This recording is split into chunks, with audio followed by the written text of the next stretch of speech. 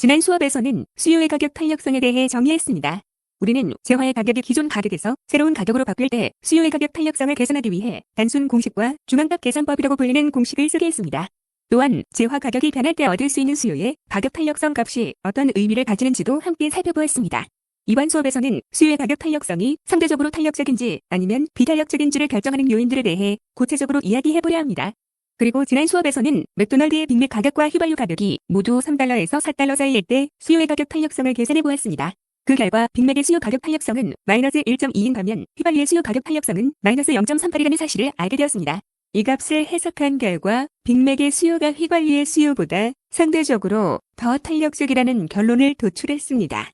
자리를 여기로 옮겨서 재화의 수요 탄력성이 상대적으로 탄력적인지 비탄력적인지 여부를 결정케 하는 몇 가지 요인들을 개략적으로 제시해보겠습니다. 이전의 수요 결정 요인과 공급 결정 요인에 대한 수업에서와 같이 학생들이 수요의 가격 탄력성을 결정하는 요인을 기억하는 데 도움이 되는 간단한 두 문자어를 생각해냈습니다. 바로 스플래티입니다.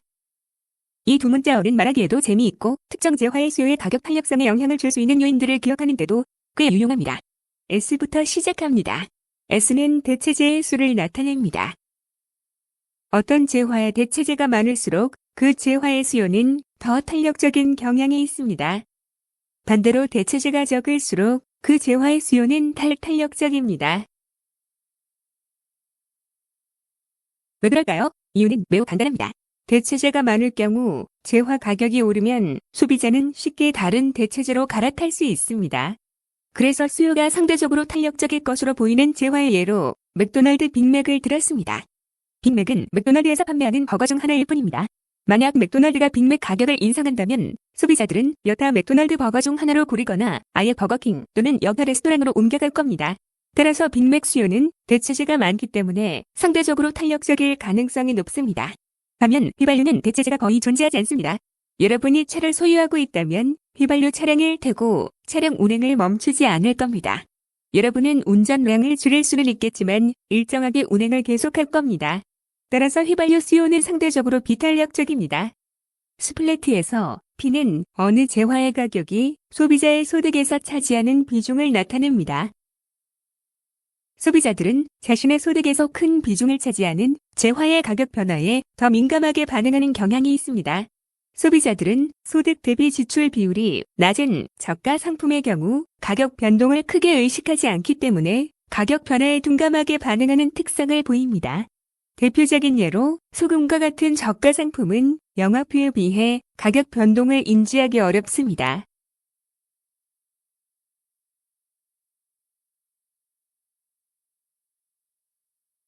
영화표도 역시 비교적 저렴하지만 영화표는 일반적으로 12에서 15달러 정도이며 이곳 스위스에서는 20달러까지 형성됩니다. 소비자들은 영화표와 같은 재화의 가격 변동에 더 민감하게 반응합니다. 따라서 고가 상품의 10% 가격 인상은 저가 상품의 동일 비율 인상보다 절대적 금액 차이가 큽니다. 고가 상품은 가격 변동 시 절대적 금액 변화가 크기 때문에 소비자들의 반응이 더 민감해집니다. 저가 상품의 가격 변동보다 더 민감하게 반응하는 경향이 있습니다. 단, 소득 대비 지출 비율은 수요의 가격 탄력성의 5가지 결정 요인 중 하나일 뿐이므로 재화의 가격이 비싸거나 저렴하다는 것만으로 수요 탄력성을 단정할 수는 없습니다. 다음으로 살펴볼 요인은 해당 재화가 사치재인지 필수재인지의 구분입니다. 일반적으로 사치재의 수요 탄력성이 필수재보다 높다는 것은 잘 알려진 사실입니다.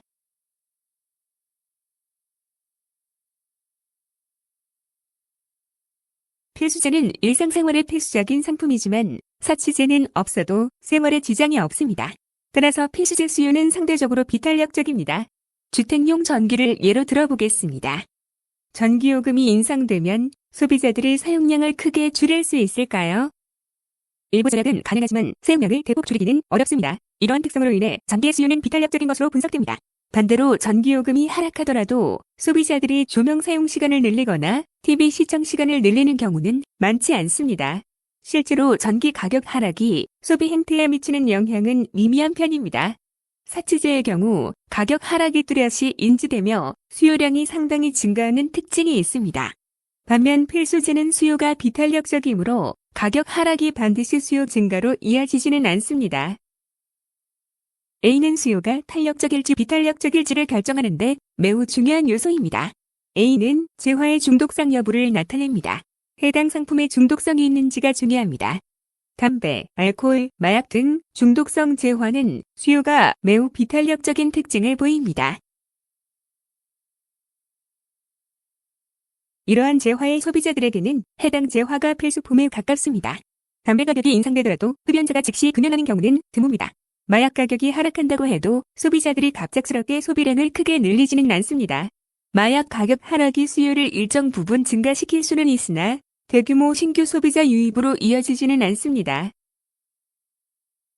담배, 술, 마약에 대한 수요는 중독성이 강하기 때문에 상대적으로 매우 비탄력적인 경향이 있습니다. 기존 중독성 재화 소비자들은 가격 인상 시에도 소비를 지속할 가능성이 높으며 가격 하락이 신규 소비자의 대량 유입을 초래하지도 않습니다. 스플래트에서 튀는 시간을 의미하며 가격 변동 후의 적응 기간을 반영합니다. 이는 합리적인 현상으로 소비자들이 가격 변동에 대응할 시간이 필요하기 때문입니다. 단기적으로는 수요가 비교적 비탄력적으로 나타납니다.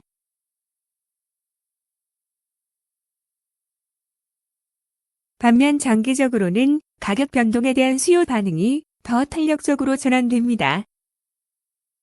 휘발유 시장을 사례로 분석해 보겠습니다. 휘발유 수요는 단기적으로 뚜렷한 비탄력성을 보입니다.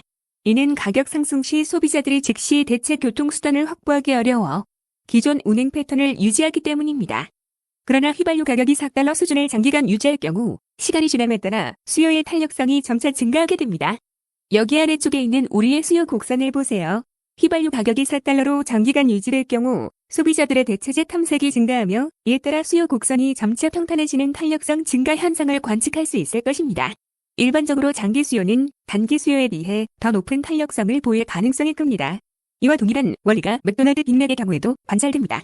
만약 이것이 빅맥에 대한 단기 수요라면 말하자면 가격이 오르고 난 뒤 다음 주나 2주 후라면 전형적인 단기 수요로 분류됩니다. 장기적으로는 가격 인상 영향으로 소비자 이탈이 증가하며 이에 따라 수요량이 현저히 감소할 것으로 예상됩니다. 따라서 장기적 관점에서의 수요 탄력성이 단기보다 높게 나타납니다. 왜냐하면 빅맥 소비자가 빅맥 햄버거를 완전히 포기해버리고 대체재를 찾기 때문입니다. 이러한 수요의 가격 탄력성 결정 요인은 스플래트이라는 두 문자어를 사용하여 쉽게 기억할 수 있습니다. 대체재의 가용성, 소득 대비 지출 비중, 사치재 및 필수재 구분, 중독성 의무, 그리고 가격 변동, 후, 경과 시간 등이 있습니다. 이러한 요소들을 종합 분석하면 특정 재화의 수요 탄력성이 상대적으로 탄력적인지 비탄력적인지 판단하는 데 유용합니다. 빅맥과 휘발유 사례를 비교 분석해보면 다음과 같은 시사점을 도출할 수 있습니다. 빅맥의 수요가 비교적 탄력적인 이유는 무엇입니까? 자, 여기서 우리의 결정 요인을 살펴보도록 하죠. 빅맥은 대체재가 많습니다. 다른 샌드위치가 있습니다. 소비자들이 가격이 오를 때 갈 수 있는 다른 햄버거 판매점도 있습니다. 빅맥은 상대적으로 가격이 싸서 소득 대비 지출 비중은 이 상황에 해당하지 않습니다. 하지만 빅맥은 절대 필수재가 아닙니다. 빅맥은 사치재에 더 가깝습니다. 가격 인상 시 소비자들은 확실히 소비를 중단할 수 있습니다. 빅맥은 중독성이 없는 음식입니다. 일부에서는 패스트푸드가 중독성이 있다고 보지만 빅맥은 패스트푸드의 한 종류일 뿐입니다. 그리고 가격 변화 이후 경과한 시간이 실제로 수요의 가격 탄력성에 어떤 영향을 미치는지도 설명했고 소비자들이 가격 상승에 대응할 수 있는 시간이 많아질수록 그들은 더 많은 대체재를 찾게 된다는 것도 설명했습니다. 휘발유의 경우를 분석해보겠습니다. 휘발유는 대체재가 거의 존재하지 않습니다. 휘발유의 대체재 수를 형광색으로 표시할 수 있습니다. 가격이 상승하더라도 운전자들은 기존 운행 패턴을 유지할 가능성이 높습니다. 여러분이 휘발유 차량을 보유하고 있다면 휘발유를 구매하는 것 말고는 다른 대안이 없습니다. 소득 대비 지출 비중을 고려해보면 휘발유 수요는 일반적으로 비탄력적입니다. 선진국에서는 소득 대비 연료비 비중이 작을 수 있으나 소득 대비 지출 비율은 여전히 휘발유 수요에 영향을 미치는 하나의 요인입니다. 휘발유는 자동차를 운전하는 사람들에게 필수재이기 때문에 나는 여기 필수재를 형광색으로 강조하고자 합니다. 운전 행위 자체는 습관성을 가질 수 있으나 이는 휘발유 소비의 중독성과는 구분됩니다. 중독성은 주로 알코올, 담배, 마약 등 특정 재화에 한정되어 적용되는 개념입니다.